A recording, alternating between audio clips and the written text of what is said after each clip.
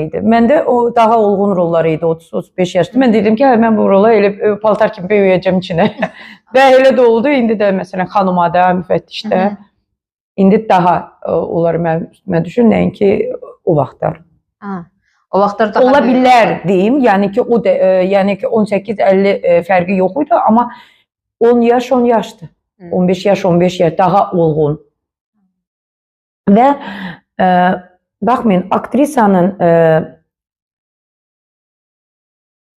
ailəsi olmağı, ailəli aktrisa və ailə oynayanda, ana oynayanda tamam başqadır. Məsələn, mən çətinlik çəkirdim. Mən ailəli olmamışam, yəni ki, heç kimin 20 il, 30 il bir evdə yaşamamışam ki, bir deyim ki, kişi-qadın münasibəti evin içində, kişi-qadın da yox, ər-arvad münasibəti başqa bir şeydir.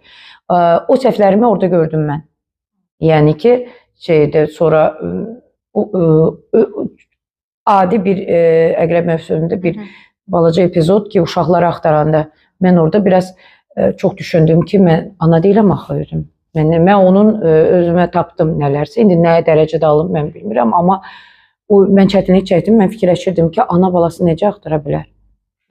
Hətta mən soruşurdum. Yəni